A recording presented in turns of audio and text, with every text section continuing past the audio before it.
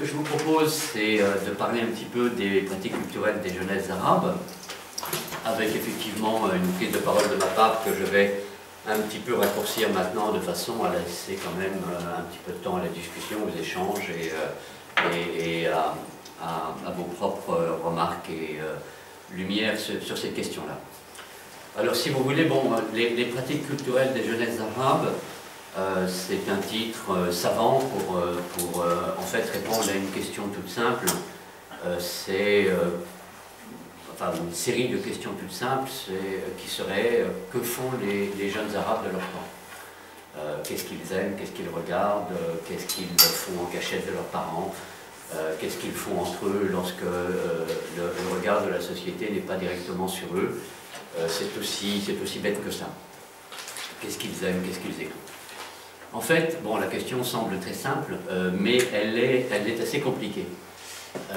À mon avis, elle est assez compliquée et je crois d'avoir compris que pour les Rémo, lorsqu'ils se sont lancés dans ce choix, ça a été pour eux finalement un travail pas si simple parce qu'apparemment il n'y a pas tellement de spécialistes qui travaillent sur ces questions. Le problème quand on pose la question donc, des pratiques culturelles des jeunesses arabes, un premier problème qui se pose, c'est un problème qu'on trouve n'importe où, c'est que les pratiques culturelles des jeunesses arabes, il n'y en a pas une. Il y a des pratiques culturelles qui dépendent naturellement du milieu social, du lieu dans lequel on se trouve, de l'éducation, de l'entourage familial, toutes sortes de choses que la sociologie de la culture connaît très très bien. Mais d'une autre manière, une autre difficulté de la question, c'est que répondre à une question telle que les pratiques culturelles de la jeunesse arabe, c'est presque aussi impossible que de répondre à la question quelles sont les pratiques culturelles des jeunesses européennes. Si vous vous posez cette question, même en France d'ailleurs, si on vous posait cette question, bon, les réponses sont à l'évidence très variées dans le temps, dans les approches qu'on peut avoir, etc. Alors j'ai dit en Europe ou en France. Alors par exemple, si on commence à resserrer un petit peu l'angle, on voit bien que sous l'angle, si on commence à resserrer un petit peu les choses, on voit bien qu'en France, par exemple, il y a un certain nombre d'outils. Il y a des enquêtes régulières qui sont faites sur les pratiques culturelles. Elles sont faites par des organismes français qui existent depuis longtemps, qui travaillent sur ces questions. C'est aussi bien la fréquentation des bibliothèques que les chiffres qu'on peut obtenir sur les différentes industries de la culture et tout ça. Et le problème, c'est que dans le monde arabe, nous n'avons pas cela. Pourquoi je n'ai pas la bonne? Voilà. Dans le monde arabe, nous n'avons pas ça. Dans le monde arabe, on a... Alors là, ce que vous avez à l'écran, c'est une photo un peu surprenante, c'est pour ça que je l'ai prise. Avez-vous une idée de ce que ça peut être? Aucune idée de ce que ça peut être. C'est un stade de foot en Arabie Saoudite. C'est des jeunes Saoudiens dans un stade de foot en Arabie Saoudite pour un match de foot. Alors ce qui est très intéressant à ce niveau-là, par exemple, un des grands enjeux aujourd'hui des pratiques culturelles en Arabie Saoudite associées au sport, c'est la présence des femmes. Alors c'est l'image générique, si vous voulez, que j'ai mise. Quand on regarde cette image, on voit bien qu'effectivement il y a une espèce de pratique culturelle mondialisée qu'on trouve dans toutes les sociétés de la Terre maintenant, avec des jeunesses qui vont au stade pour s'amuser, etc. Mais la première approche que je voudrais déjà signaler, c'est que avec la culture, on n'est jamais très très loin de la politique. J'ai un blog qui s'appelle Culture et politique, on en parlera peut-être tout à l'heure si ça vous amuse. Dans le cas égyptien, par exemple, un des principaux phénomènes de la révolution égyptienne, en termes de manifestations de rue, de mobilisation, j'en parle un tout petit peu, je crois, dans le bouquin que M. Chagnolot a gentiment mis en évidence tout à l'heure. Un des principaux donc, acteurs de la révolution égyptienne, c'est ce qu'on appelle les ultras, c'est-à-dire des groupes de foot, de supporters de foot, associés à deux principaux clubs, mais il y en a pratiquement disons, il y en a dans un certain nombre de clubs, mais les deux principaux se trouvent au Caire, le Ahli et le Zamalek. Et ce sont des groupes qui se sont organisés de façon quasiment paramilitaire dans certains cas, et qui ont joué un rôle extrêmement important dès le début de la Révolution, en février 2011, et à nouveau ensuite dans les différents anniversaires de la Révolution, dans les différentes manifestations. avec toutes sortes d'interrogations. Hein, pour qui roulent-ils, comment sont-ils organisés, qui les finance, quels sont leurs objectifs politiques, etc. Mais enfin, c'est quand même un des principaux adjuvants des forces révolutionnaires ou des forces susceptibles de se mobiliser sur la scène politique égyptienne. Alors là, ce sont des jeunes saoudiens, on peut tout à fait se poser la question de savoir, effectivement, toutes ces énergies de dizaines de milliers de jeunes gens réunis dans un stade, est-ce que cette énergie peut être canalisée ou non ailleurs que dans les pratiques culturelles, hein? C'est quand même grosso modo la question qui se passe au niveau des pratiques culturelles, et on sait que ce n'est pas une question qui regarde que l'Égypte. Hein. Ceux qui suivent l'actualité en Tunisie, en Algérie, savent l'importance des clubs de foot. De toute façon, dans une ville comme en France, Marseille, on sait très bien les enjeux politiques qui sont liés à la vie d'un grand club de sport dans une ville comme Marseille, qui est quand même le deuxième de France, avec Lyon. Donc, assez classiquement, sport, pratiques culturelles de la jeunesse et politique, mais également dans le cas égyptien, alors si j'avais été en ligne, ça aurait été encore mieux, mais on ne peut pas tout avoir d'un seul coup le même jour. Une des grandes questions que je mentionnais tout à l'heure, c'est le fait que les femmes puissent éventuellement assister au stade. Hein, vous savez que dans la société saoudienne, il y a une interdiction de la mixité dans les espaces publics, qui est levée dans certaines occasions, qui est levée par exemple dans certaines foires du livre, qui est levée dans certaines manifestations religieuses où là c'est organisé de telle sorte que les femmes et les hommes soient séparés mais en même temps le même espace, qui est levée dans le cadre d'un certain nombre de célébrations, éventuellement de la vie sociale ou de la vie culturelle, mais les jeunes femmes, un petit peu comme ailleurs, parce qu'il y a des pressions des industries de la culture, il y a des pressions de tous les gens qui investissent dans l'industrie du sport. Hein. Un des principaux actionnaires de l'industrie du sport dans le monde arabe, c'est Al Jazeera. Hein. Nous, on connaît Al Jazeera comme une chaîne d'information, mais Al Jazeera, ce n'est pas une chaîne d'information, c'est une chaîne de sport au départ. La chaîne la plus regardée chez Al Jazeera, c'est le sport. C'est là où sont les véritables enjeux. Al Jazeera Sport, c'est Barcelone, c'est Saint-Germain, c'est Barcelone-Saint-Germain, 3 millions ou 4 millions de téléspectateurs sur Canal+, il y a quelques jours.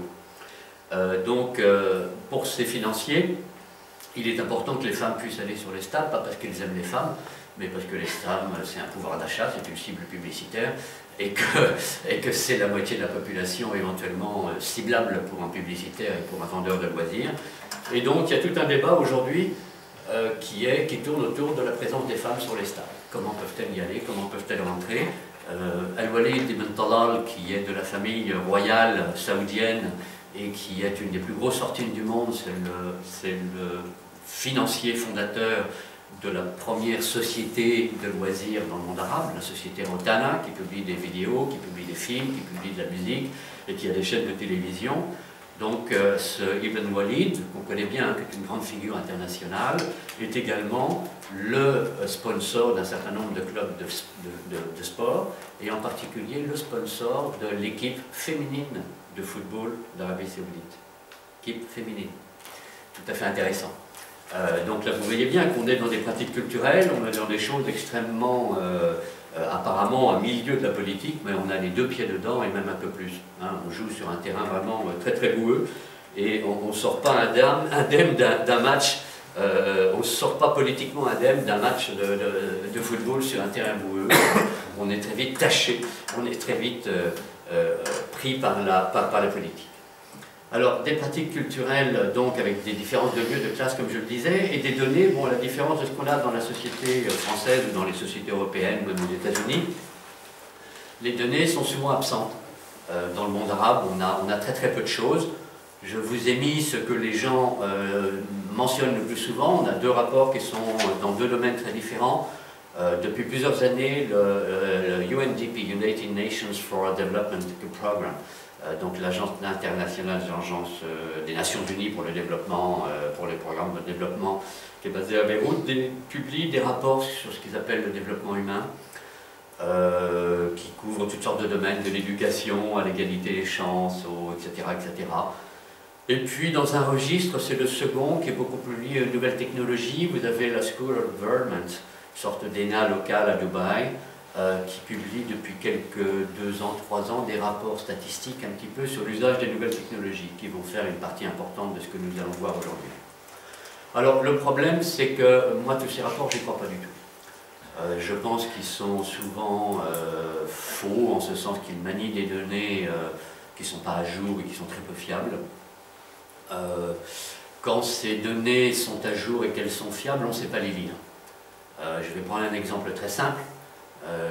J'ai la chance ou le hasard a voulu que je sois quelqu'un qui travaille sur les nouvelles technologies dans le monde arabe. Ça fait 10 ans qu'on s'aperçoit que les nouvelles technologies sont importantes dans le monde arabe. Les sociologues de la culture, les anthropologues politiques de la culture suivent Internet dans le monde arabe depuis 10 ans. Et qu'est-ce qu'on nous disait? On nous disait que de toute façon, il n'y avait pas d'Internet dans le monde arabe et que si on avait, ça ne changerait rien. Donc, il s'est passé quelque chose qu'on a appelé les printemps arabes. Je ne sais pas quelle est la place d'Internet dedans. J'ai fait un bouquin pour essayer d'expliquer un peu, ou pour dire mon point de vue sur la question. Mais on sait qu'il y a une corrélation. On sait qu'il y a forcément une corrélation. À quel degré, on ne sait pas encore. C'est compliqué, c'est des choses qui vont évoluer. C'est des phénomènes sur lesquels on a très peu de recul historique. Mais en revanche, il y a une chose de certaine, c'est que toutes les bêtises qu'on nous a dit pendant 10 ans étaient de très grosses bêtises. C'était des bêtises de gros spécialistes. Hein, la Rand Foundation, des gens qui étaient payés fort cher à faire des rapports, où on nous disait, vous savez, de toute façon, il n'y aura pas d'Internet dans le monde arabe. D'abord, ils sont musulmans, la technique, c'est pas vraiment pour eux. Et puis ensuite, même si vraiment ils s'intéressaient à la technique, ils vont faire des bêtises. Vous savez, ils vont lancer des missiles grâce à leur laptop au fond de la caverne de l'Afghanistan. Et puis, de toute manière, il n'y a pas les infrastructures, donc on n'attendait rien de ce monde-là. Puis regardez les chiffres, alors les fameux chiffres, hein, il y a 0,2 de contenu sur la toile internationale en arabe, donc peut-être dans 50 ans on en reparlera, mais voilà. Donc les chiffres, j'y crois très très peu. En revanche, je pense qu'il y a d'autres approches, alors des approches qui ont leurs limites, parce qu'on manque effectivement d'équipes peut-être suffisamment fournies, on manque de données peut-être davantage falsifiables, davantage falsifiables au sens de vérifier, qu'on puisse vérifier en termes scientifiques. Mais il y a quand même d'autres manières de regarder les choses, il suffit d'être un peu curieux, de faire de l'ethnologie ou de l'ethnographie culturelle, et à mon avis on voit pas mal de choses déjà. Alors, j'en ai parlé tout à l'heure, hein, les pratiques culturelles, c'est une manière savante de dire qu'est-ce que les gens font de leur temps de loisir. Alors il y a un petit peu de débat là-dessus, par exemple, est-ce que le bricolage est une pratique culturelle? Alors bon, en France, les statistiques ne prennent pas le bricolage comme une pratique culturelle. Quand on regarde la sociologie française et qu'on s'aperçoit que les femmes françaises sont de plus en plus nombreuses dans les magasins de bricolage, qu'il y a même des formations pour les femmes, on se dit, bah, ça serait peut-être bien d'intégrer ou de faire évoluer la notion de pratique culturelle et d'y intégrer des choses qui apparemment ne sont pas directement dans la définition de la culture, mais qui visiblement, d'un point de vue sociologique, entrent dans cette catégorie. Alors, bon, pratique culturelle, loisir, moi je prends vraiment le regard le plus large possible. J'ai aucune comment dire, définition a priori de la culture, si ce n'est que la culture, c'est ce qui permet de penser son avenir et son passé. C'est assez vague, hein.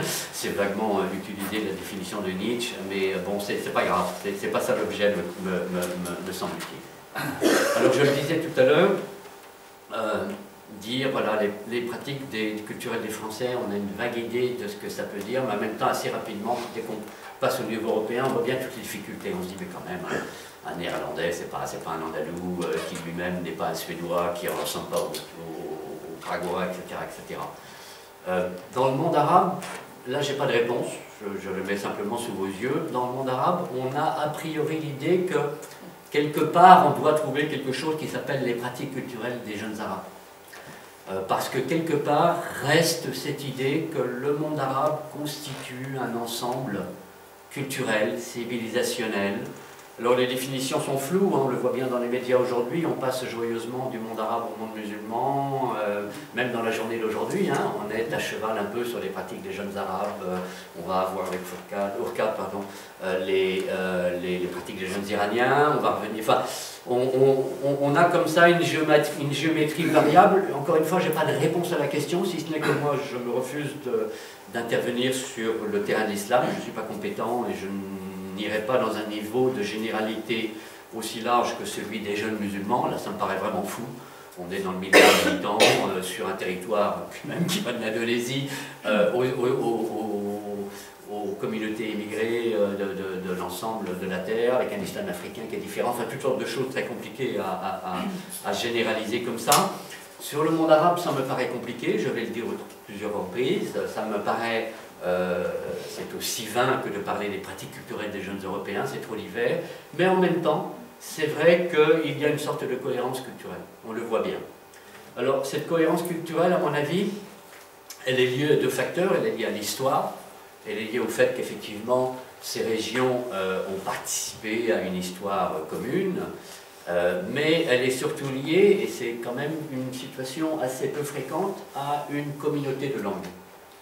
Ça, c'est vraiment un phénomène d'une importance considérable, parce qu'on le retrouve assez peu. On le retrouve en Amérique latine, on le retrouve dans certaines zones de l'Afrique où l'anglais est quasiment une langue nationale, mais où coexistent quand même d'autres langues nationales ou d'autres langues natives très très différentes de l'anglais. Là, on a une situation linguistique où on a effectivement un très très grand bassin de population, plus de 300 millions de personnes pour le monde arabe, beaucoup plus si on compte le monde musulman. Donc dans une situation où on a un bassin de population qui, grosso modo, communique autour d'un même instrument linguistique. C'est pas le seul, il y en a toutes sortes. Il y a encore des communautés naturellement kurdophones, berbérophones, et hispanophones, francophones, anglophones, etc. Mais il y a quand même un instrument. Alors, c'est important en particulier dès que vous vous situez dans une sociologie culturelle contemporaine. Dans la mesure où, disons, une des grandes tendances des industries culturelles aujourd'hui, c'est d'être des industries passe-frontières, hein, des industries transnationales, qui ne vont pas se limiter aux frontières d'un pays, mais qui vont effectivement s'adresser à un public global, un public mondial. Ben, vous avez l'anglais qui s'impose, c'est clair, mais vous avez quelques langues qui peuvent, comment dire, se situer dans cette stratégie linguistique à l'échelle mondiale, peut-être pas en rival, mais en tous les cas dans une position de capacité à dialoguer en quelque sorte. Le français, à mon avis, c'est déjà fini. Il reste probablement l'espagnol, ça c'est quasi certain. Le chinois qui a une masse de locuteurs très importante, mais ils sont en Chine pour l'instant, en tous les cas, on verra bien comment les choses se passeront dans quelques décennies, mais pour l'instant ils sont en Chine. Et l'arabe. Alors l'arabe, vous avez une petite carte là-haut. Bon, alors il ne faut pas se tromper, hein, dans l'arabe est une des langues officielles, la Chine, l'Inde, etc. Quand même pas des locuteurs, bon, si les gens font la prière en arabe, c'est déjà pas mal. Donc c'est quand même la zone en marron foncé qui nous intéresse le plus. Mais ça fait déjà quand même une zone assez importante, qui ne recoupe pas uniquement le monde arabe, hein, puisque vous avez l'Iran, vous avez l'Afghanistan, etc. À l'intérieur de cette zone, bon, alors cette carte elle est trompeuse parce qu'il y a des tas de zones désertiques, bon, cette énorme zone berbère, ça ne veut pas dire grand chose, c'est du désert. Mais bon, on voit bien qu'il y a quand même une variété de langues. Alors là, ils ont mis des noms savants, hein, mais disons c'est pour le berbère, c'est pour le kurde et d'autres langues de ce type-là. C'est simplement pour bien rappeler qu'au sein de la sphère arabophone, il y a d'autres langues qui coexistent. Alors, voilà un petit peu pour la présentation générale. Enfin, j'accélère le rythme un peu quand même.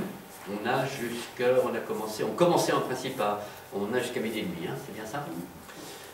Donc, le cadre général, qu'est-ce que je voulais dire là-dessus? Oui.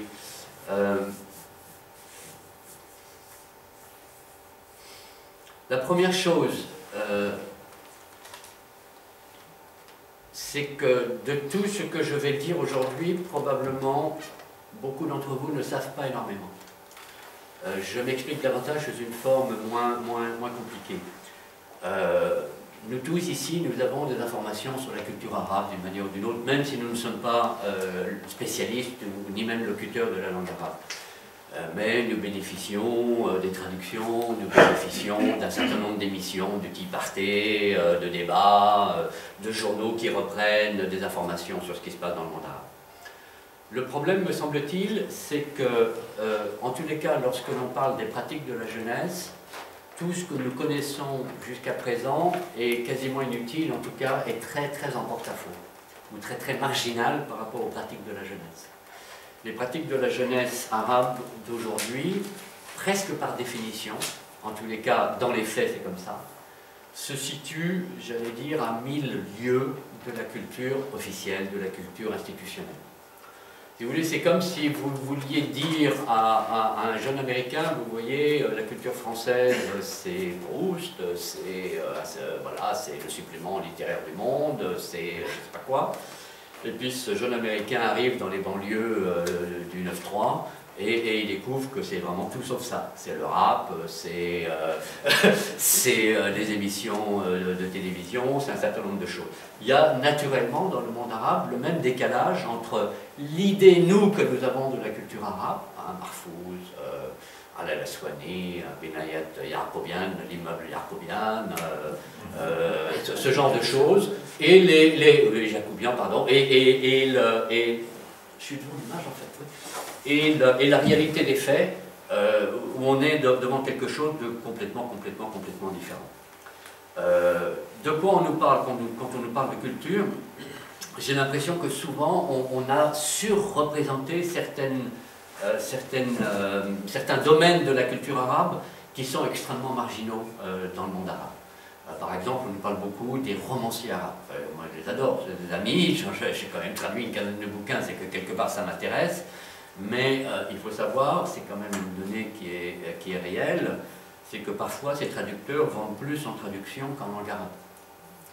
Hein, lorsque Sanallah Ibrahim, qui est un des auteurs arabes qui se vend le mieux, je ne parle pas des grands noms comme Mahfouz, etc., mais dans les contemporains, quand Sanallah Ibrahim vend entre 5 000 ou 10 000 copies en langue française, il en vend 1 000 ou 2 000 dans le monde arabe.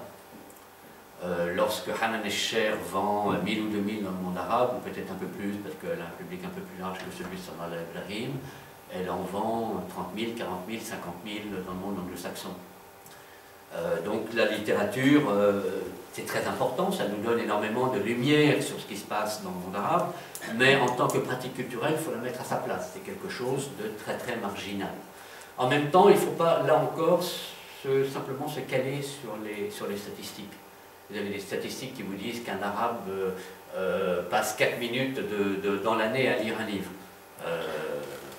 Ces gens-là ne sont pas restés plus d'une demi-heure dans le monde arabe. C'est vrai qu'on ne va pas voir des gens lire dans les transports en commun, par exemple. C'est vrai qu'on ne va pas voir des gens être dans un café avec un bouquin, où c'est assez rare. Les pratiques de lecture sont différentes, mais ça, les anthropologues ou les ethnologues savent un petit peu regarder les choses et savent dire, bah, attendez, les instruments que vous utilisez dans telle société ne sont pas forcément les mêmes pour regarder les choses dans une autre société, peut-être un petit peu adapter votre vision. Autre domaine de la culture qui, me semble-t-il, est tout à fait surreprésenté, c'est celui des arts plastiques. Hein, on nous parle beaucoup de, par exemple, Dubai Art Fair qui vient d'avoir lieu, hein, la grande festival, marché de l'art à Dubaï. Bon, nous, on a une institution ici qui est une institution remarquable par certains aspects, quelques-uns simplement, l'Institut du monde arabe, hein, qui va effectivement mettre en valeur, et c'est une très bonne chose, des jeunes artistes, des jeunes plasticiens du monde arabe. Il faut bien reconnaître que ces plasticiens n'ont quasiment pas de public dans le monde arabe. Ils ont des relais commerciaux, ça en revanche oui. Il y a des gens qui ont décidé qu'on pouvait faire de l'argent avec l'art musulman et l'art arabe en particulier, mais une exposition, quand vous allez dans une galerie, Dieu sait qu'il y en a, elle est très grande, dans le monde arabe, vous êtes le seul visiteur de l'après-midi souvent. Et c'est des investissements dans les quartiers les plus chers des capitales arabes, où le mètre carré vaut presque aussi cher qu'à Paris. Et donc là, il faut aussi réfléchir sur les conditions politiques de la culture. En même temps, cette culture, elle est susceptible de descendre dans la rue. Il ne faut pas non plus dresser un portrait trop noir. Hein. Les jeunes plasticiens arabes, lorsque la rue, effectivement, prend le pouvoir, lorsque des événements sociaux permettent effectivement que l'espace public soit occupé par le peuple, on voit en Égypte que, effectivement, les plasticiens sont capables de développer un langage plastique, y compris dans des formes très modernes, et qui vont intéresser la population qui est là. Donc il ne faut pas non plus simplement renverser l'image et dire, vous voyez, toutes ces histoires de culture dont vous nous parlez, ça ne veut rien dire dans le monde arabe. Non, la culture est là. Les gens, comme partout ailleurs, ont des demandes, ont des pratiques culturelles, mais il faut effectivement accepter de les regarder avec un regard un petit peu différent.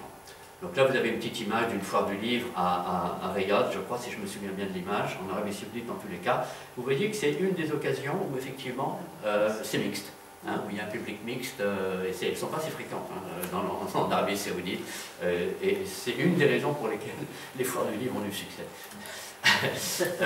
L'autre aspect que l'on peut peut-être souligner dans le monde arabe, en ce qui concerne les pratiques culturelles des jeunesses arabes, donc c'est oublier le côté de la culture institutionnelle, peut-être le numéro 1. Numéro 2, oublier tout ce qui est patrimoine. C'est-à-dire que toute notre idée de la calligraphie, notre idée de la musique traditionnelle, sha'abi, notre idée de ce qu'on connaît en général, hein, que quand on connaît des choses de la culture arabe, c'est soit la culture légitime, la culture institutionnelle, c'est des grands écrivains, des académiques, ou alors c'est effectivement les choses qui sont rentrées dans le patrimoine parce que c'est des formes folklorisées. Alors ces formes folklorisées aujourd'hui, elles sont totalement oubliées, me semble-t-il, des jeunes arabes, parce que, comme dans toutes les sociétés du monde, ces jeunes arabes ont vécu des mutations assez rapides, qui ne sont pas simplement des mutations culturelles, qui sont des mutations sociologiques. Je vais en parler tout à l'heure, donc je ne vais pas plus loin. Alors, elles ne sont pas oubliées. Elles n'ont pas disparu totalement. Ce que je veux dire, c'est qu'en tant que folklore, en tant que patrimoine, elles ne sont pas là. En revanche, et je crois que ça va s'entendre dans ce que je dis aujourd'hui, je pense que les cultures arabes aujourd'hui, ou la culture arabe si on veut généraliser, est une culture extrêmement vivante. Et qu'est-ce que c'est qu'une culture vivante? C'est une culture qui est capable de donner à son passé culturel une actualité. C'est une culture qui est capable de faire que justement, de ne pas faire patrimoine simplement. C'est une culture qui est capable de renouveler les formes héritées du passé pour les réutiliser dans un langage du présent et même de l'avenir. Pour moi, c'est ça la définition d'une culture vivante. Et là, on s'aperçoit au contraire que beaucoup de jeunes artistes, alors là j'ai choisi des plasticiens, mais on peut mettre des musiciens, on peut mettre des architectes, on peut mettre enfin, toutes les formes, des calligraphes, pourquoi pas. Les jeunes praticiens de la culture arabe ont en revanche, et ça serait une des idées importantes que j'essayerais, enfin importante j'en sais rien, une des idées que j'essayerais, importantes à mes yeux, de développer en conclusion, les jeunes créateurs du monde arabe sont dans une phase où, me semble-t-il, ils travaillent énormément sur cette recréation des formes héritées. C'est une des spécificités de la culture. Alors, elles sont revisitées, elles sont relookées, elles sont remixées. Je suis désolé, c'est des termes qui sont originaires de l'anglais pour les deux derniers d'entre eux, en tous les cas, un relook et remix. C'est pas un hasard. De la même manière que les jeunes créateurs français dans l'espace francophone utilisent non simplement des méthodes, mais également un langage anglais, parce que c'est le langage non pas anglais mais de la mondialisation, le même phénomène se trouve effectivement dans cette région du monde. Hein. On est en face d'un phénomène qui n'est pas simplement propre au monde arabe. Les défis, les conditions objectives de production et d'utilisation de la culture sont à la fois les mêmes, à savoir celles de la mondialisation, et différentes en ce sens qu'il y a des réponses propres, me semble-t-il, à cette région. Alors à droite, je peux peut-être en faire un petit commentaire. C'est une jeune peintre d'origine irakienne qui vit au Canada et qui naturellement réutilise, alors moi j'ai oublié le nom mais vous vous en souvenez peut-être, hein, c'est une peinture d'un peintre orientaliste français célèbre, ça s'appelle Le marché aux esclaves, j'ai oublié le nom du peintre, hein, et c'est une dénonciation de la situation faite aux jeunes irakiennes à l'issue de la campagne militaire américaine en Irak. Pour la petite histoire, cette toile devait être présentée à l'Institut du monde arabe dans le cadre de l'exposition sur le corps dans les arts contemporains du monde arabe, et elle a disparu de la sélection qui avait été faite par les curateurs de l'exposition, pour des raisons obscures et probablement qui n'ont rien à voir avec la politique de l'Arabie Saoudite dans ce pays. Alors, nous allons suivre deux fils, me semble-t-il.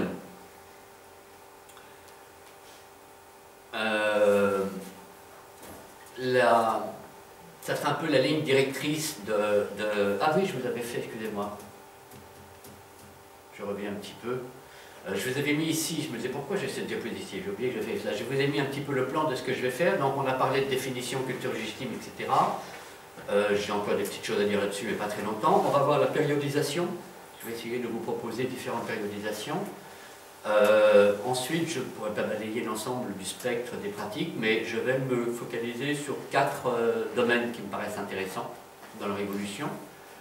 J'aimerais revenir avec vous, si vous voulez bien, un petit peu sur la question de la religion, qui me paraît travailler tout le monde. Hein, comment la place, quel est le poids, ou quelles sont les conséquences, ou quelles sont les interactions entre les pratiques religieuses et les pratiques culturelles. Et puis prospective, essayer de dire 2-3 idées sur ce qu'on peut voir, ce qu'on peut imaginer pour la suite. Voilà. Donc je retrouve pourquoi c'était une diapositive que j'ai mise hier soir et que j'avais un peu oublié dans ma mémoire. Donc 2 fils à tirer. Que je vais voir, que nous allons voir en particulier à travers les pratiques dominantes que je mentionnais tout à l'heure, c'est le fait que ce sont des pratiques de masse, des pratiques commerciales aujourd'hui. Les pratiques de la jeunesse arabe sont effectivement des pratiques qui concernent aujourd'hui un très très grand nombre de personnes. Donc, je cherche pourquoi je n'ai pas ce document, si ça marche. Qui concernent un très très grand nombre de personnes et qui sont totalement dominées par les industries de la culture. Alors ça, c'est un peu émouvant pour moi parce que c'est un petit stand que j'ai photographié à Damas, donc il y a maintenant 3 ans, avant les événements que vous connaissez. Et voilà quelque part une représentation des cultures. Alors l'image n'est pas très mauvaise, et pas très bonne, excusez-moi, j'espère qu'elle est à peine visible pour vous. Mais je vais tâcher de... Voilà un petit peu, comment dire, une sorte de florilège de la culture populaire arabe. Alors vous avez les habituels chromos qu'on trouve dans toutes les cultures populaires du monde, hein, les chutes, les sous-bois, etc. Vous avez un peu de politique, hein, vous avez Che Guevara ici. Vous avez bien sûr les incontournables politiques, hein, Bachar el-Assad, ici et ici. Pardon, je ne voulais pas vous le montrer tout de suite. Vous avez bien sûr du religieux, ici un espèce de calendrier coranique, là une jeune femme qui prie, etc. Vraiment l'image, je m'en excuse, n'est pas excellente. Et puis à côté de ça, vous avez toutes sortes d'icônes de la culture populaire. Vous avez ici un chanteur, Georges Moussouf, très connu. Vous avez ici un chanteur, décidément. Vous avez un acteur turc. Ça fait partie aussi des phénomènes de globalisation tout à fait intéressants, très connus dans les feuilletons. Vous avez des catcheurs, vous avez des rappeurs, enfin vous avez toutes sortes de choses. Donc des pratiques de masse qui se sont développées à un moment bien particulier. On est à un moment de la culture arabe qui n'a pas grand-chose à voir avec ce qui a été l'histoire de la culture arabe, y compris à l'époque moderne. En 2 mots, pour faire très bref, sinon vous pouvez suivre mes cours à Sciences Po ou à Lyon ou à l'université, mais un jour je ferai peut-être un livre là-dessus. La culture arabe classique a toujours été une culture des élites, avec un découpage extrêmement fort entre une culture, j'allais dire noble, une haute culture, bon, comme dans beaucoup de sociétés traditionnelles, hein, avec effectivement un grand art de la poésie, un grand art de la calligraphie, etc., mais adressé vraiment à un public extrêmement restreint. C'est le moteur de la culture à l'époque classique. C'est-à-dire que la culture fonctionne, j'allais dire, sciemment, hein, de manière tout à fait consciente, se reproduit sur un mode élitiste et restrictif de la culture. La culture est une chose, mais c'est déjà la définition des Grecs, hein, des Grecs de Platon. La culture est quelque chose qui est réservé à une élite de la société. C'est pas quelque chose qu'on met entre toutes les mains. Naturellement, cette vision de la culture va voler en éclats au XIXe siècle, au moment où le monde arabe entre dans sa modernisation. On a un âge qu'on appelle l'époque de la Nahda, de la Renaissance, où là, un nouveau monde arabe va émerger, politiquement, comme monde arabe, mais également socialement, culturellement, intellectuellement. Là, on est vraiment dans la période moderne du monde arabe, avec 2 grandes branches de modernisation, à la fois une modernisation inspirée, disons, des idées, des lumières occidentales, on va dire comme ça très rapidement, donc la modernisation que nous connaissons nous ici assez bien, et une autre forme de modernisation qui n'a jamais cessé, concurrente, mais en même temps extrêmement liée à la première, qui est celle de l'islah, de la réforme. réforme me paraît un excellent terme, parce qu'on est quelque part dans un paysage intellectuel qui ressemble à celui de la Renaissance. Hein, de la même manière que la Renaissance en France, disons, de la même manière que l'imprimé en France, pas en France, en Europe, pardon, a imposé les conditions d'une évolution intellectuelle. Hein. Bon, les historiens de la culture sont à peu près d'accord là-dessus, qu'il y a effectivement une sorte de révolution culturelle qui se fait à cette période-là, en partie pour des causes techniques, l'imprimerie, en partie, c'est pas la seule. Le monde arabe passe par la même évolution et renouvelle sa culture. Ça va de deux manières différentes, ça se fait de deux manières différentes, à la fois par l'acquisition de méthodes et de références étrangères, celles des Lumières et de l'Occident. Ça se trouve bien, ce sont également les puissances coloniales de l'époque, c'est parfait. Et puis de l'autre côté, davantage un effort endogène, un effort de réforme, un peu la manière du protestantisme par rapport au catholicisme, de rénovation de l'islam et de rénovation de la société par l'islam, dont les frères musulmans actuels sont les héritiers, qu'on le veuille ou non, historiquement. En principe, ces deux réformes, je dis bien en principe, fonctionnent sur une conception moderne de la culture, où la culture est ouverte à tous, où la culture est un bien, est une valeur qui appartient à l'ensemble de la société. Ça, c'est notre conception de la culture depuis la Renaissance.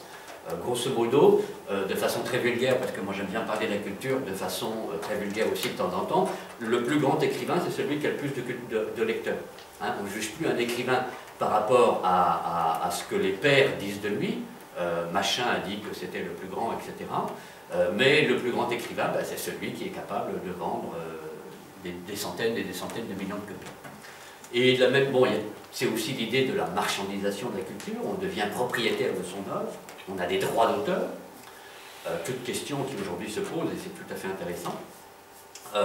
L'artiste devient quelque part, ou l'écrivain devient quelque part un salarié, c'est une profession, un homme de lettres, comme disait Balzac. Il y a une société des gens de lettres qui va défendre ses droits. Donc une conception du producteur de valeur, comme disent les sociologues de la culture, très très particulière, qui est propre aux sociétés occidentales récentes, et qui se transpose ou qui se développe dans le monde arabe. Avec une énorme question dont personne ne veut parler. Je suis désolé, je suis un des rares à le faire. C'est que ça ne marche pas. C'est que le peuple arabe ne profite pas de cette culture. Et ça, on a tous les chiffres pour le savoir depuis des dizaines et des dizaines d'années, mais on ne veut pas le voir. On ne veut pas voir que Marfouz a très peu de lecteurs.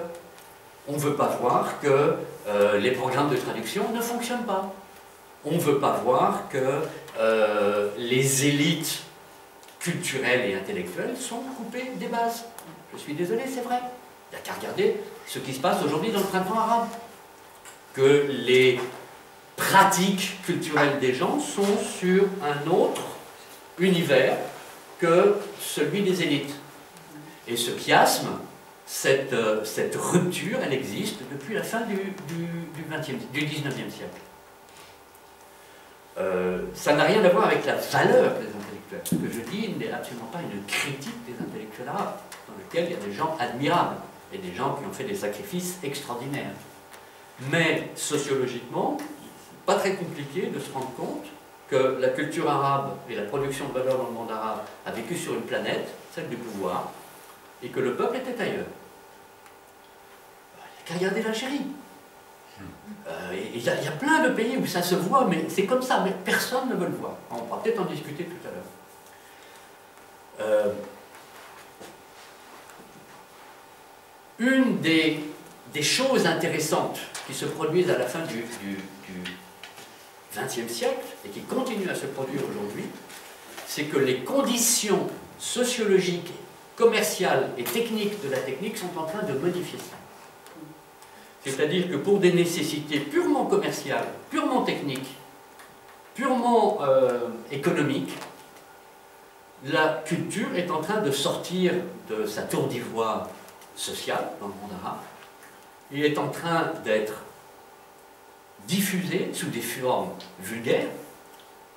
J'aime beaucoup ce mot vulgaire, hein, qui vient le vulgus, le peuple. Sur des formes vulgaires, sur des formes abattardies, sur des formes souvent très peu de valeur, mais qui sont quand même en train de produire une vraie révolution sociale, c'est que il y a des valeurs culturelles qui sont partagées par des segments beaucoup plus larges de la population. Il n'y a plus une culture des élites et rien à côté, ou des pratiques invisibles, danse orientale, enfin les gens ont reconnu les cultures, hein, c'est évident, mais il n'y a plus de monde qui s'ignore, il y a bien davantage, me semble-t-il, des croisements, des interférences, des interrelations, des combinaisons de toutes sortes. Et c'est ça qui est intéressant. Avec en plus une accélération aujourd'hui très forte, qui est celle, non pas simplement des pratiques de masse commerciale, mais celle d'un certain nombre de phénomènes générationnels dans lesquels les nouvelles techniques de l'information et de la communication vont jouer leur rôle. Alors ce qui est très intéressant, me semble-t-il, c'est qu'effectivement, on a à la fois comment dire, une économie politique de la culture qui n'a plus rien à voir, qui est totalement différente, et on voit les conséquences politico-économiques de cette nouvelle culture qui produit effectivement d'énormes ruptures dans le corps social et dans le corps politique. Et à mon avis, le printemps arabe, c'est une des traductions de cela. Le printemps arabe est une révolution culturelle, bien plus qu'une révolution politique, me semble-t-il, à condition de prendre révolution culturelle dans son sens large. Alors, les facteurs sont multiples, hein. C'est sûr que moi je m'intéresse en particulier aux facteurs techniques à travers ce qui se passe, mais ce sont des facteurs politiques, économiques, techniques, socio-démographiques. Je vais aller très très vite. Les facteurs politiques, pour moi le principal phénomène, c'est le passage du monde arabe de, disons, de régimes grosso modo, on va les appeler progressistes pour aller très vite, on n'est pas en Sciences Po là, donc on est entre nous, on peut aller vite, à des régimes globalement conservateurs traditionnels. Hein, dominés, disons, on est passé du modèle nassérien au modèle saoudien, pour faire très très vite. Modèle nassérien jusque dans une certaine époque, et aujourd'hui on est dans autre chose, pour Qatari même. Économique, pareil, on est passé d'économie d'État à des économies privées. Des économies privées d'un certain type, des économies privées entières, pas productives. Des facteurs techniques, alors si vous connaissez un peu mon travail, vous savez que c'est ma marotte, les réseaux sociaux, l'économie de la connaissance, là aussi c'est un facteur d'une très grande importance. Phénomènes sociaux, la majorité de la population arabe aujourd'hui est urbaine. C'est une révolution, aussi importante que la Révolution française. Nous sommes quelques-uns ici assez âgés pour nous souvenir d'une France qui était encore une France rurale dans les années 50-60. La France d'aujourd'hui n'a plus rien à voir avec ça. Il y a la même révolution dans le monde arabe. Et là aussi, on en parle très peu. En France, il y a des sociologues qui travaillent là-dessus, font des travaux sur des petits villages, sur 20 ans, 30 ans, qui sont capables effectivement de mettre en évidence ces phénomènes. Dans le monde arabe, malheureusement, on n'a pas ça. Des phénomènes démographiques. À droite, vous avez la pyramide des âges du sud et est de la Méditerranée, et vous avez la pyramide des âges du nord de la Méditerranée, c'est-à-dire nous. Vous voyez que c'est assez différent.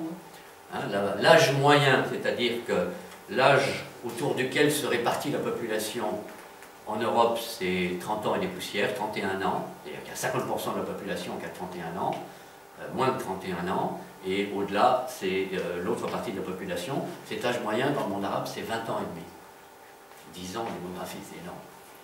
Hein, 10 ans, c'est quelque chose de considérable. Alors, ces facteurs multiples que j'ai mentionnés, comment peut-on essayer de les organiser autour d'une chronologie? Là, c'est un peu plus facile pour moi.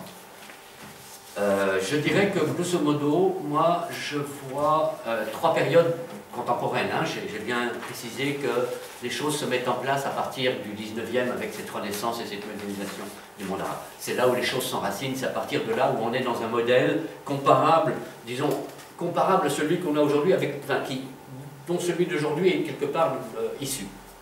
Mais le modèle véritablement contemporain, me semble-t-il, a été très largement transformé en 3 étapes. Les années 70-80, leur chronologie très vague, hein, très imprécise, c'est simplement la succession qu'il faut retenir, me semble-t-il. Succession et accélération peut-être. Donc je propose 70, 80, 90, 2000 et 2005. La première période, j'en ai déjà un petit peu parlé, c'est les années 70-80, c'est la fin des politiques culturelles d'État et le début de la culture mainstream de consommation.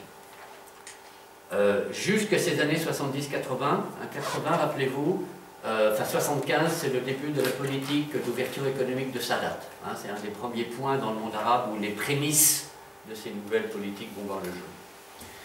Donc jusqu'à cette époque-là, en fonction des pays, en fonction des régions, etc., des ressources, de toutes sortes de choses, la culture fonctionne vraiment encore sur, j'allais dire, un modèle transformé en partie de ce qui a été mis en place au début de la Renaissance, au milieu du XIXe siècle. C'est-à-dire que la culture est perçue comme un instrument de développement, un instrument de progrès. La culture, c'est la lumière du savoir dont le peuple doit bénéficier, même si ça ne l'intéresse pas toujours. Donc on va lui faire des grandes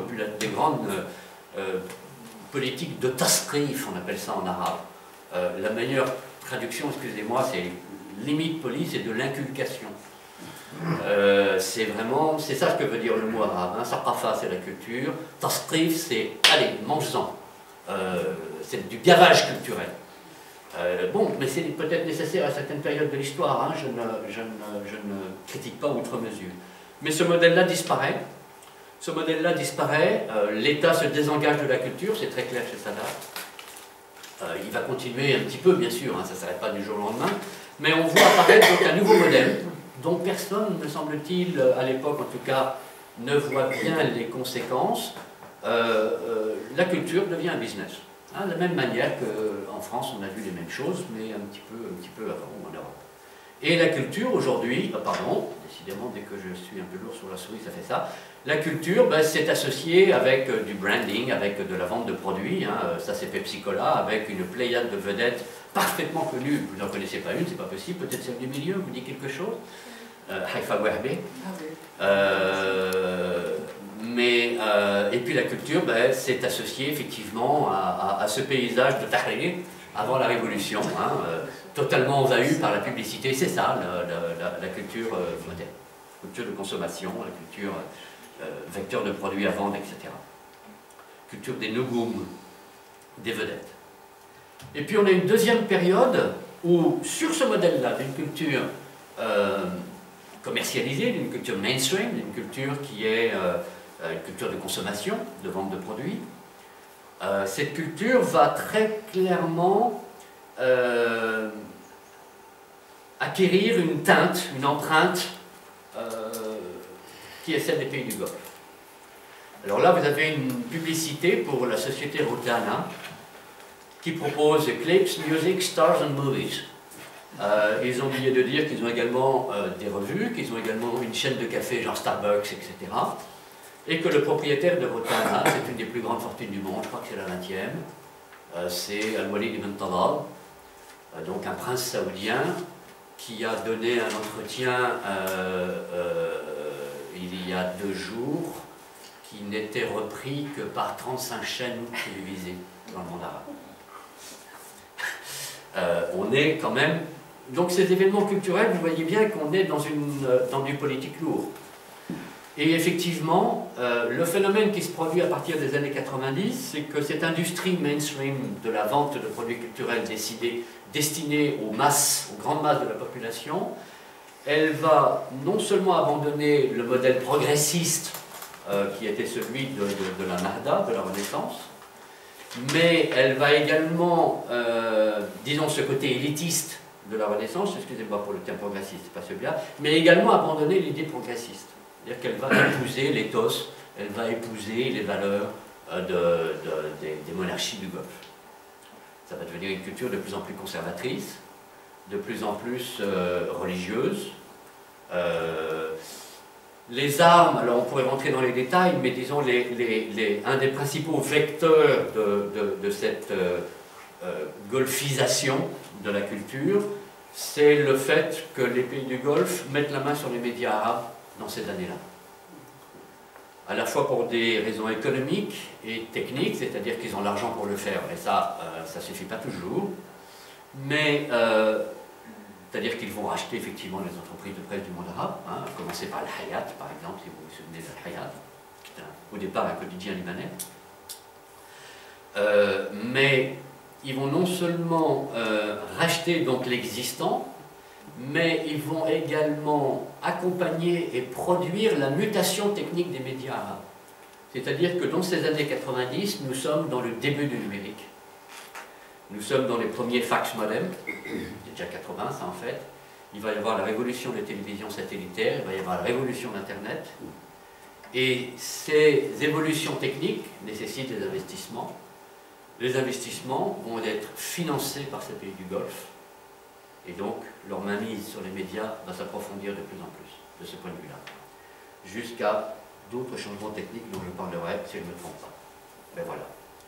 La troisième période, c'est 2000-2005, là j'ai mis 2000, je vous ai dit 2005 tout à l'heure, c'est Internet et les réseaux sociaux. 2000 c'est Internet, 2005 c'est les réseaux sociaux. Bon, Internet c'est beaucoup plus vieux, hein, ça va de soi.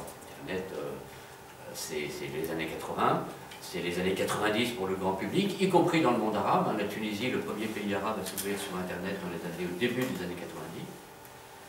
Mais Internet comme phénomène social, comme outil utilisé par une partie importante de la population, n'existe pas dans le monde arabe avant 2000, grosso modo. Ça reste un outil réservé aux élites. Cela étant, en France, il faut attendre 96-97 pour que les gens aient massivement un courrier électronique, un abonnement à la maison, des choses comme ça. Donc il n'y a pas un énorme décalage. Et puis 2005, c'est les réseaux sociaux, donc Skype, mais surtout Facebook, surtout ces choses-là. Twitter maintenant. Avec dans le monde arabe, bon alors ça c'est mon bouquin, je vais passer très vite là-dessus, avec comme conséquence que les ruptures techno-économico-politiques que j'ai déjà mentionnées, hein, celles des années 70-80 et celles des années 90, vont acquérir une troisième rupture, ou une troisième charge disruptive, à savoir que ces nouvelles techniques, elles sont largement adoptées par la jeunesse. C'est un phénomène qu'on voit partout. Les premiers à passer sur Internet, les premiers à adopter les réseaux sociaux, ceux qui y arrivent le mieux, c'est pas nous, qui avons parfois les chemins un peu gris, c'est les plus jeunes. Et comme dans le monde arabe, ces plus jeunes sont beaucoup plus nombreux, les évolutions sont beaucoup plus grandes. Donc la culture se faisant beaucoup sur les réseaux sociaux, naturellement, il y a des conséquences là-dessus, surtout sur cette culture de masse. Alors, il est temps de passer, surtout qu'il est déjà midi moins 10, sur quelques pratiques dominantes. Alors, du point de vue, la grande pratique culturelle, encore aujourd'hui, mais c'est en train de disparaître, c'est la télévision. Hein, si on parle de pratique culturelle, donc dans un sens sociologique de la culture, ça n'a rien à voir avec la culture institutionnalisée. Qu'est-ce que c'est qu'une pratique culturelle? Quand les gens ont des temps de loisirs chez eux, qu'est-ce qu'ils font? Ils regardent la télé. Bon, là encore, il faudra regarder. Dans le monde arabe, quand on a du temps libre, qu'est-ce qu'on fait? On cause, on discute. Mais bon, ça c'est très très difficile à quantifier, mais il faut quand même le rappeler. Mais si on reste dans... Mais même ça, c'est en train de disparaître. Hein. Si vous avez pu fréquenter ces sociétés régulièrement depuis un certain nombre d'années, on voit bien que les modèles culturels sont en train d'évoluer et que l'art de la conversation est en train de disparaître. Pour des raisons dont on pourra peut-être parler au moment des questions. Donc la télévision, grosso modo, c'est une pratique qui est toujours là, elle est toujours massive. Les grands moments de la révolution ou des soulèvements arabes, c'est des moments qui ne sont pas scandés par les réseaux sociaux, qui ne sont pas scandés par Internet, c'est des moments qui sont scandés par les écrans de télévision. Mais l'écran de télévision, il faut bien voir que les pratiques télévisuelles ne sont pas forcément les nôtres, elles peuvent être beaucoup plus collectives. Beaucoup plus collectives parce que les familles sont plus grandes, beaucoup plus collectives parce qu'on regarde encore la télévision entre voisins souvent, les conditions climatiques le permettent davantage, et puis aussi parce qu'on regarde beaucoup la télévision dans des lieux publics, des cafés en particulier. Donc c'est quand même la télévision qui est le grand instrument. Alors la télévision, souvent, ce qu'on a comme idée, c'est ça, c'est Al Jazeera, la speakerine qui va nous raconter les nouvelles. Mais la télévision, c'est pas ça. Ça, c'est 5-10% du marché. C'est rien de plus que ça. On en parle tout le temps, mais la télévision, c'est tout sauf ça. C'est des chaînes de télévision religieuses, c'est des chaînes de sport, c'est des chaînes de loisirs, c'est des chaînes de clips, c'est des chaînes de jeux, c'est des chaînes parfois aussi de choses intéressantes, de reportages de qualité, ça existe aussi. Hein, mais la télévision, c'est cette énorme chose que vous avez là, avec un bouleversement considérable quand même, c'est qu'on est passé des télévisions nationales, donc de 1 à 650 à peu près. Grosso modo, les publics arabes avaient accès à une chaîne de télévision, la chaîne nationale. Hein, les télévisions sont apparues dans les années 60.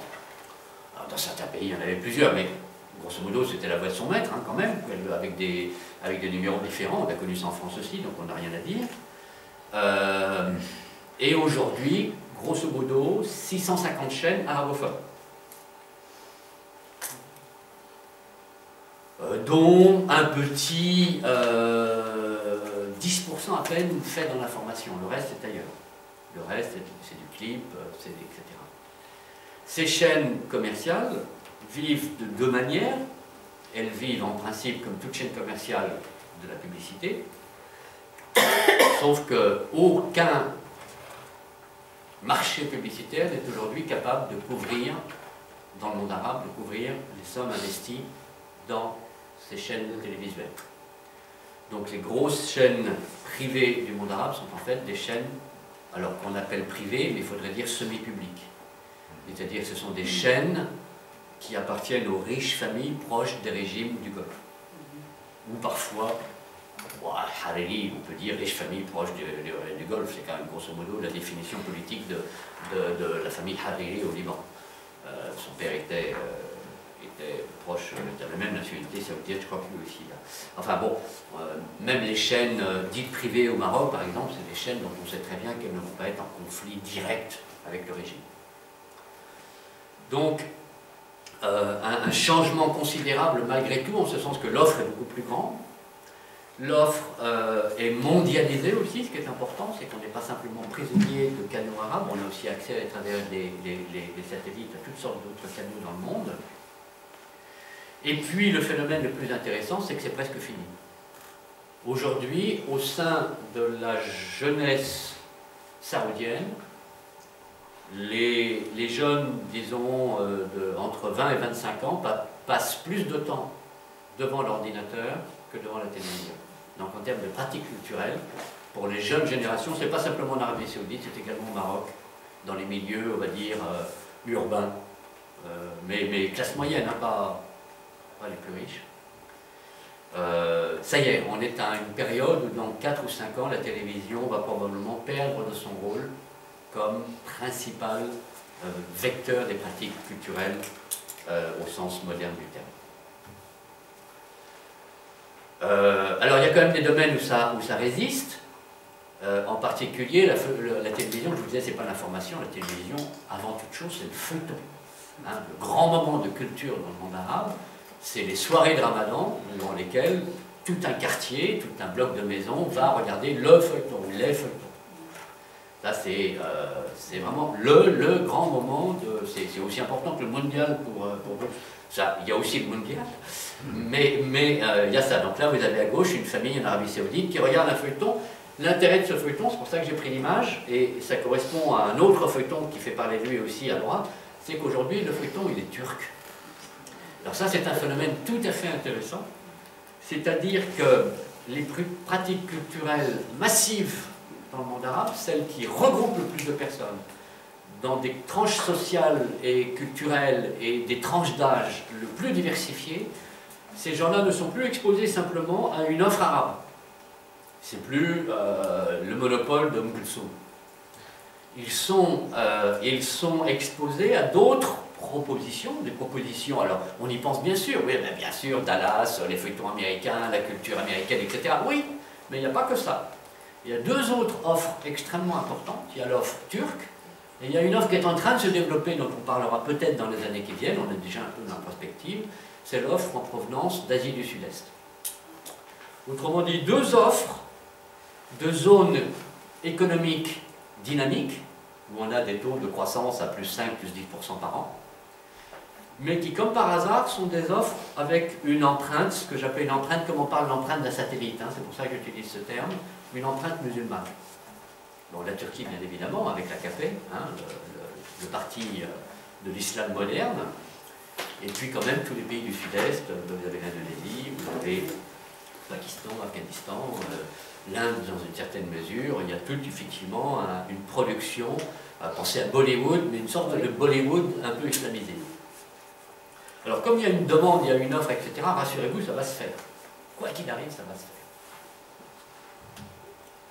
Alors l'autre grande pratique dominante, c'est le cinéma. Alors le cinéma, le public a pris sa revanche. Le cinéma d'auteur, le grand cinéma a disparu. Je suis désolé, c'est triste, mais c'est comme ça. Hein. C'est pas un phénomène uniquement arabe, chez nous aussi. Ça se porte pas très très bien. Le cinéma qui survit, c'est un cinéma de comédie populaire. Pour moi, c'est un des lieux où l'on voit le bouleversement sociologique des pratiques culturelles. On peut continuer à se gargariser comment il s'appelle, Youssef Chahine, mais ça n'intéresse personne dans le monde arabe, je suis désolé. Personne. C'est juste qu'ils connaissent le nom. En revanche, Adel Imam, oui, là, les gens connaissent. Là, on est dans des vrais... Mais même ce cinéma populaire, lui-même, on voit aussi, pour moi, c'est un très très bon marqueur des évolutions. Le cinéma, c'est quand même le grand art du XXe siècle, hein, c'est par définition, mais peut-être pas celui du XXIe. Le cinéma populaire a vraiment évolué. On voit bien la différence entre ces affiches, qui sont des affiches il y a encore une quinzaine d'années, celle du haut, et celle du bas. Hein, vous voyez, on est déjà dans une grammaire visuelle, dans une rhétorique complètement mondialisée. Hein, on est sur un produit, vous enlevez l'arabe et vous mettez un truc en anglais, ça pourrait être un film américain. Hein, la photo n'est pas très bonne, je l'ai un peu agrandie pour qu'elle... C'est Abdo Wamoto.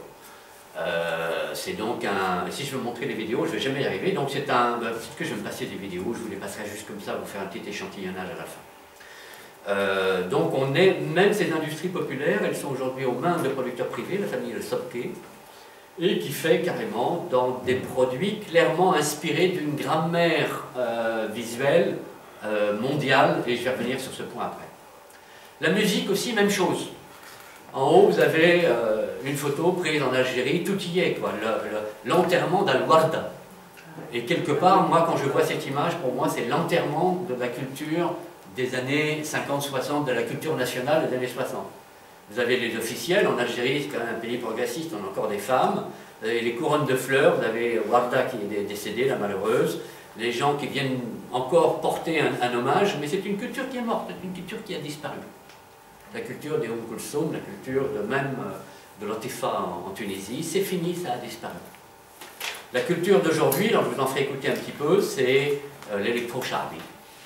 C'est de la culture, on est dans le remix, on est dans des rythmes, alors les rythmes syncopés de la mondialisation ont été adaptés, hein, on est sur des rythmiques qui se marient avec le fond rythmique musical des sociétés arabes, mais qui introduisent quand même toutes sortes d'instrumentalisation électronique, etc., etc.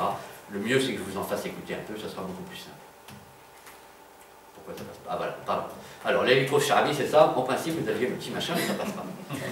Alors, les pratiques dominantes aujourd'hui, c'est le numérique. Mais quand on dit numérique, c'est le quatrième domaine. Hein, il y avait télévision, cinéma, musique et numérique. Mais numérique, c'est pas simplement Internet. Parce que la grande chose du numérique, c'est ce qu'on appelle la convergence. C'est-à-dire que depuis le milieu des années 90 en particulier, on est capable techniquement de faire circuler un produit numérisé sur n'importe quel canal de distribution. Aujourd'hui même, sur votre application téléphonique, hein, vous voyez les gens à l'écran en train de regarder des vidéos, on n'y réagit même plus, mais c'est un truc qu'on ne pouvait pas seulement imaginer il y a 10 ans, ou même 5 ans. Techniquement, ça paraissait hors d'atteinte. Moi, je me rappelle très bien d'articles techniques disant mais on n'arrivera jamais à avoir des taux de compression tels qu'on puisse passer de l'image sur un téléphone. Si. Il y a toujours une solution technique qui arrive à un moment ou à un autre. Donc le numérique, c'est le fait qu'une société comme Rotana, créée dans les années 90, produit du chanteur, elle va vendre ce chanteur en CD, elle va le vendre à la télévision, elle va le vendre sur Internet, pas simplement sur Internet, mais également sur les réseaux sociaux d'Internet, elle va le vendre en application sur les téléphones, elle va le vendre en live pour les mariages et pour les grands festivals culturels, elle va le vendre en produits dérivés, magazines, etc. Elle va le vendre également comme une marque à travers des cafés Internet, pas des cafés Internet, une chaîne de cafés de luxe, etc., qui envahit l'ensemble des grandes capitales du monde arabe. C'est ça le numérique. C'est le fait que Haifa Ouerbe, quelque part, c'est rien. C'est une marque numérique qui peut être déclinée sur n'importe quel support. Alors, il y a des choses quand même assez magnifiques aussi. Vous avez des choses tout à fait qui peuvent être tout à fait passionnantes, c'est-à-dire que le numérique aussi vous permet de faire une offre culturelle à des coûts très très bas. Ici, vous avez un produit que moi j'aime beaucoup, qui s'appelle Shankabout, qui est une web série, c'est-à-dire un feuilleton, mais qui est programmé dès le départ pour fonctionner sur le web, sur Internet. Et c'est une petite entreprise libanaise qui a fait que ça, avec un programme idéologique, avec une intention politique, qui est effectivement de s'adresser à la jeunesse libanaise et plus largement de s'adresser aux jeunesses du monde arabe, pour effectivement aborder des questions de société, qui ne sont pas des questions politiques directement, mais assez indirectement, rapidement, des questions politiques quand même. La question de la violence, la question de la drogue, la question de la réussite scolaire, la question de la relation avec les parents, la question des relations entre les sexes, la question des réfugiés, des bombes dans les maisons, etc. Toutes sortes de thèmes de société qui vont pouvoir être effectivement investis dans l'espace public par des tentatives de ce type-là. Avec les limites du genre, c'est-à-dire que ça a très bien marché, ils ont gagné je ne sais combien de prix, etc. Ils avaient un deuxième projet encore plus ambitieux, c'était de faire un travail qui aurait cette fois-ci concerné le monde arabe et d'autres jeunesses, parce qu'ils s'adressent directement à la jeunesse, d'autres jeunesses dans le monde, dans l'entier, et ils n'ont jamais trouvé le financeur. Là, les financiers du Golfe, qui étaient prêts pour le premier projet, n'ont pas voulu pour le deuxième. Mais ce n'est pas des sommes folles, hein, c'est des petites choses. Donc si vous êtes dans vos relations, quelqu'un, etc. Alors j'avais promis de parler de religion un petit peu. Alors, la religion, par rapport à tout ce que j'ai dit, la première idée, c'est de se dire, bon, ben l'islam, ce machin des barbus traditionnalistes, un peu mou du cerveau et pas toujours très moderne, c'est en total décalage avec la culture dont je parle là. Hein, cette culture mondialisée, qui bouge, qui scintille, qui frétille et tout ce qu'on veut. En principe, il n'y a rien à voir. Ben, la réponse est beaucoup plus complexe que ça. Et c'est ça, à mon avis, d'ailleurs, le plus intéressant de ces phénomènes culturels observés.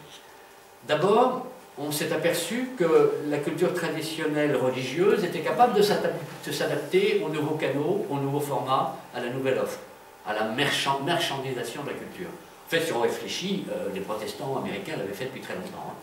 Hein. Donc ils ont suivi la même évolution. La culture religieuse musulmane s'est mise au goût du jour. Vous avez eu des chaires médiatiques, vous avez eu, etc. Vous avez aujourd'hui des télévisions médiatiques qui fonctionnent très très bien. Vous avez même des feuilletons médiatiques, ça c'est Omar, hein, le troisième calife de l'islam, figure sainte de l'islam, etc., qui a fait le buzz, comme on dit, comme disent les jeunes aujourd'hui, hein, qui a été un des grands feuilletons de l'année dernière. Avant ça, vous avez le livre islamique, moi, sur lequel j'ai travaillé dans les années 70-80, qui montre bien que ça ne fonctionne pas comme ça. Mais surtout, donc vous ne le verrez pas, un des arts populaires les plus dynamiques, mais je vais tâcher de montrer un petit échantillon tout à l'heure, la musique religieuse, et pourtant il y a plein d'obstacles a priori. Hein. Vous savez que pour les esprits religieux les plus traditionnels, la musique n'est pas bien vue en islam, pour les wahhabites en particulier. Bon, alors à la limite, les chants a cappella de voix d'homme, ça va. Les plus tolérants acceptent un petit tambourin, un petit accompagnement rythmique, mais enfin bon, la musique dans sa complexité, etc. Non, pour les esprits les plus rigoristes, ce n'est pas acceptable. Mais là, la pression du marché, la pression de la jeunesse, la pression des modèles économiques et tout est telle que ça marche, et je vous montrerai comment on peut en faire. Mais le plus intéressant surtout, c'est que nous, dans notre présentation, surtout nous qui sommes français, jacobins, laïcards et compagnie, pour nous, bon, il y a religion et pratique culturelle, mais c'est deux univers complètement, j'allais dire presque antagonistes. D'accord, on est capable de se dire que l'art européen classique, c'est un art religieux, mais Mais l'art moderne, il n'est pas religieux, c'est deux domaines complètement séparés. Eh bien, il faut vous mettre dans la tête, alors j'aime pas ça parce que ça veut dire qu'ils sont en retard, mais c'est pas grave. Il faut vous mettre dans la tête que on est encore dans cette représentation où la coupure entre la production symbolique religieuse et la production dite culturelle n'existe pas. Le même Mozart peut faire les pires sauvageries dans sa vie sentimentale et privée et écrire une messe, un requiem en y croyant vraiment. C'est pas impossible. Dans sa tête, il n'y a pas un... Alors moi, je comprenais ça toujours un peu sur le plan... Je prenais toujours des comparaisons de ce type-là, mais qui sont des comparaisons historiques qui me posent un peu problème. Et puis j'ai fini par comprendre, parce que j'ai la chance d'avoir une partie de ma famille qui est andalouse. Moi, j'ai des cousins qui sont communistes, totalement laïques, religieux et tout ce qu'on veut, mais quand c'est la Semaine Sainte, ils y croient. Ça fait partie de leur pratique culturelle comme sévillan. Hein, ils vont même pleurer devant une madone parce que ça les émeut. Et ça n'a rien à voir avec leur propre... Enfin si, il y a beaucoup de choses à voir, mais je veux dire, ça n'est pas antagoniste de leur propre manière de vivre d'autres parties de leur identité. Dans le monde arabe, c'est ça. À gauche, vous avez un gamin qui est un sale gosse, qui a refusé de faire son service militaire, qui est tatoué comme une bête, qui est dans tous les feuilletons les plus osés, etc., les clips les plus dénudés, etc. Et puis derrière, vous avez Ahmed Khaled, qui est un des plus importants nouveaux imams, hein, de ces imams médiatiques. Eh bien, ils s'entendent comme Laurent en foi. Et c'est le cas de le dire. Ce sont effectivement, à mon avis, des voleurs. Mais bon, ça c'est un jugement politique. Ils s'entendent effectivement pour se partager un marché dans lequel ils savent très bien que les pratiques culturelles valent dans tous les sens du terme. Et je vous donnerai un échantillon de ça. Prospective pour aller vite. On pourra peut-être déborder un petit peu, on aura le droit de déborder un petit peu. Où se situe le centre de gravité culturelle de la jeunesse arabe? Je vous ai parlé de ce grand déplacement où, disons, les productions d'État progressistes se situaient grosso modo au Caire, ou éventuellement à Beyrouth, ou à Damas, même à Bagdad. Quelque part, on était au Moyen-Orient au sens traditionnel du terme, au sens géopolitique du terme. Pas tellement au sens géographique, mais au sens d'une certaine conception de la société et d'un projet de société. Clairement, depuis les années 90, ça se déplace vers le Golfe, économiquement, les sociétés de production, les chaînes de télévision, les grands prix culturels, les grandes expositions d'art. Alors vous allez me dire, c'est bidon, il n'y a pas de public. Oui, c'est pas grave, ils payent et ça finira par fonctionner. Donc ça, c'est pas un déplacement innocent, c'est parce que naturellement, ça imprime à la culture une couleur, disons, l'esprit du temps va changer, c'est clair. En même temps, une des leçons qui semble être tirée des différents soulèvements du monde arabe, c'est que l'ouverture politique, même si elle est encore très incertaine, provoquée par les changements de régime, comme en Tunisie, comme en Égypte, je passe les autres, peut redonner à ce type d'ancienne capitale culturelle sa valeur. C'est-à-dire que l'Égypte, effectivement, sans la pesanteur idéologique et politique de Moubarak, peut redevenir éventuellement un centre attractif. C'est-à-dire que ses inconvénients économiques, ses limites en termes de capacité d'investissement, pourraient être compensées par une capacité plus grande à traiter de sujets de société gênants, disons, à être en position de faire une offre culturelle plus en prise avec les jeunesses arabes actuelles. Hein, c'est sûr que les jeunesses arabes actuelles enfin, disons, il y a une difficulté pour les grands acteurs de la culture de masse arabe, c'est qu'ils veulent faire quelque chose, mais en même temps ils sont limités par le propre système qui les produit. Je vais vous donner une illustration de ça, donc j'en parle pas plus. Une des grandes questions, donc, c'est où est-ce que ça va se situer, qui va être le leader au niveau du monde arabe. Alors j'ai mis tout à l'heure une capitale étrangère, on peut aussi imaginer que Istanbul devienne éventuellement un des lieux où se fait la culture arabe, j'en sais rien. De toute manière, me semble-t-il, cette culture arabe, celle des pratiques culturelles de la jeunesse, elle va être dominée par trois types de développement, les hybridations, les remixes et les métissages. Alors, hybridation, c'est le fait que vous soyez métisse quelque part, ça a un côté négatif, côté positif, c'est les petites jeunes femmes de Charlan à Damas, qui, comme vous voyez, ont un langage vestimentaire. Alors bien sûr, dans les pratiques culturelles, je n'ai pas parlé de la mode, mais le voile et tout ça, c'est aussi un indicateur, mais là, il faudrait une deuxième conférence. Les petites jeunes femmes, vous voyez bien qu'elles ont une grammaire de la mode complètement occidentale, le jean, le blouson, etc., mais en même temps le cœur et tout ce qu'on veut, mais il y a le voile, qui lui-même a évolué dans la manière de le porter, dans le choix des couleurs, dans le choix des tissus, etc. Il y a toutes sortes de codes. Donc là, on est dans des hybrides. On est en train d'essayer de trouver un langage qui combine différents éléments. Vous avez carrément le remix. Alors ça, j'aime beaucoup. Je ne sais pas si vous devinez ce que c'est. C'est des militants pro-palestiniens à Béline qui s'étaient déguisés comme les personnages d'Avatar. Au moment où Avatar avait tellement de... Et ça, c'est quelque chose qu'on voit énormément dans les soulèvements arabes. C'est l'utilisation d'une grammaire occidentale dans un contexte arabe. Donc, le rap, les personnages de bande dessinée, les graphismes des populations suburbaines, des banlieues, des grands sites industriels occidentales. Alors, on a toute une grammaire comme ça du remix, y compris sur Internet, où ils prennent des images, des vidéos, des séquences de grands films américains, etc., en y collant la tête. Bon, il y a toute une production assez intéressante à utiliser, qui va se développer certainement beaucoup, et qui n'est pas une production d'élite, c'est ça ce qui est intéressant, c'est que ça touche des secteurs très larges de la population. Vous avez un discours politique qui est fait à travers ces instruments-là. Et puis moi, à mon avis, parce que de mon point de vue à moi, c'est la solution la plus intéressante, mais c'est le vrai métissage, c'est-à-dire des gens qui sont capables de manier aussi bien la référence à Superman que la référence à Habla et Antar, donc à la tradition arabe dans le patrimoine populaire, dans ce cas-là, entre guillemets, de plus authentique et de plus fort. Ça, c'est un graphiste égyptien, malheureusement décédé, qui s'appelait Labbad. Donc on est quelque part, vous voyez bien qu'on est dans des zones de fusion, dans des zones d'échange, de circulation, mais on ne sait pas bien quel domaine va l'emporter. On va simplement se contenter de réutiliser la grammaire de l'autre. Est-ce qu'on va être capable d'y imposer sa propre marque de fabrication? C'est un débat, me semble-t-il, intéressant.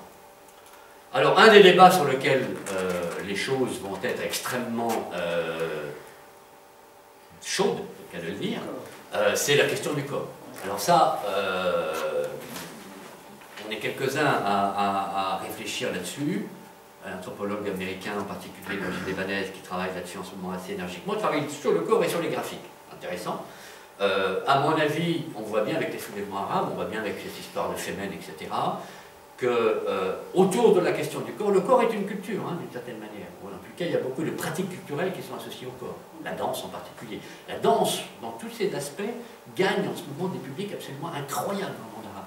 La danse, par définition, c'est une pratique culturelle assez élitiste. Je ne parle pas de la danse populaire, la danse qu'on fait en famille, etc., mais la danse savante, entre guillemets, c'est pas un truc... De la même manière que les jeunes des banlieues ont adopté la danse, et parmi les jeunes danseurs contemporains en France, il y a plein de gens d'origine arabe, on voit se développer dans le monde arabe des festivals de danse avec un public absolument... Alors, c'est très très limité encore, mais avec un public assez important quand même. En tous les cas, 5-10 fois le public existait avant. On joue à guichet fermé maintenant, les spectacles de danse dans certaines capitales arabes. Là, il y a un phénomène. C'est-à-dire que je crois qu'il y a une culture du corps qui est en train de se développer. Toute cette grande culture mainstream a mis ça en route. Et le phénomène va faire des dégâts sur le plan social et politique. Pourquoi il n'y a rien qui s'affiche là? Ah oui, parce qu'il y avait une petite vidéo qui s'intéressait. Alors, si ça vous intéresse, vous avez des choses qui sont... tout ça, c'est un petit peu développé chaque semaine sur mon blog, qui s'appelle Culture et politique arabe. En fait, si vous tapez Culture et politique arabe, ça doit suffire, avec mon nom à côté, en général, ça ressort.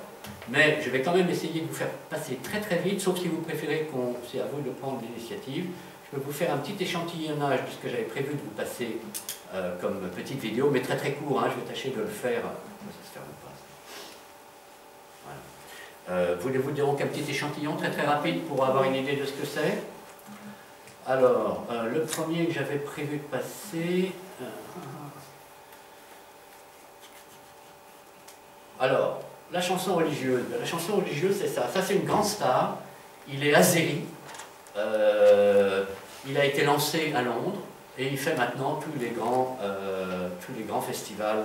Ben disons, c'est aussi vite que ça risque d'être joyeux.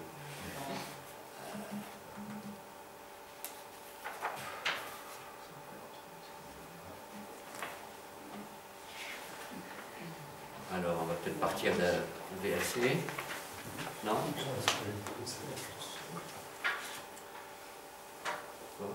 Ah, pour avoir le son? De toute façon, je peux lancer ça, non? Ok, moi j'ai pas besoin de rester là. Ah, ça y est, la souhait, c'est pas grave, on prend en haut. Il n'y a pas de mal.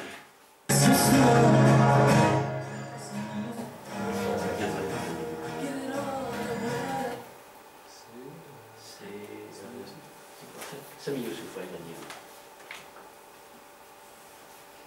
Ça marche, c'est bon. C'est bon, c'est pas le peu de mettre à l'écran.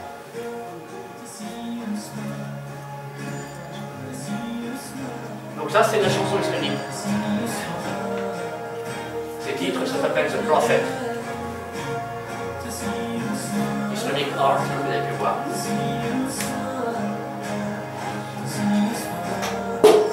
Donc ça, c'est de la super vedette. Hein. C'est des spectacles devant des dizaines et des dizaines de... C'est sur les charpes que tu fais, ok. La deuxième chose que je voulais vous montrer, c'est, je vous ai dit, donc le double visage... Alors, c'est quoi ça déjà? Ouais. Le double visage des pop stars. Ça me paraît important d'avoir un petit peu... Donc ça, c'est la fameuse vedette. Là, c'est pour un feuilleton. On est dans la culture populaire, bien sûr. Grande société de production égyptienne, la famille Sopki que j'ai mentionné tout à l'heure. Bon, vous voyez un peu un échantillon de ce qui peut effectivement attirer un public. Il y a la grammaire des gens. Naturellement, c'est associé à Facebook.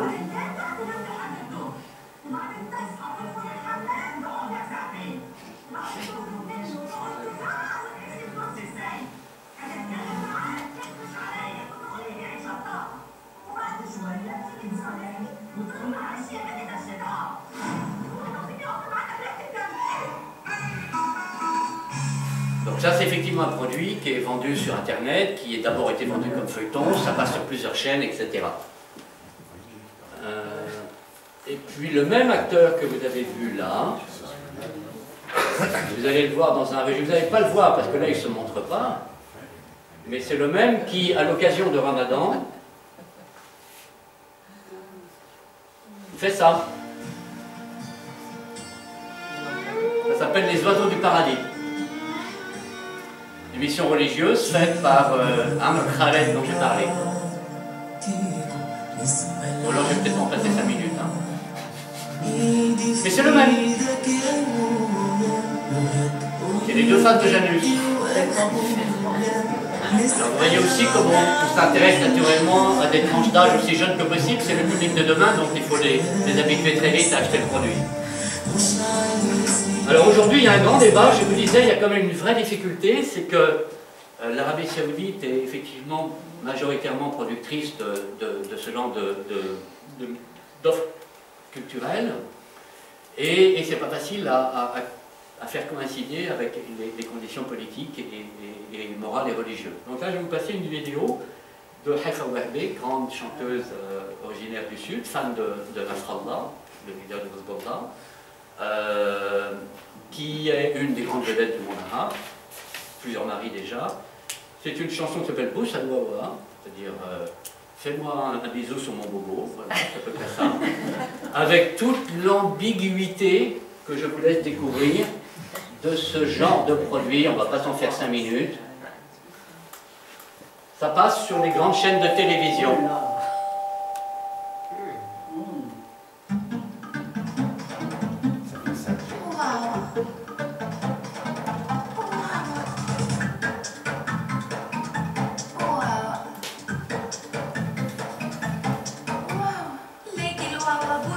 Bon, ça suffit, je crois.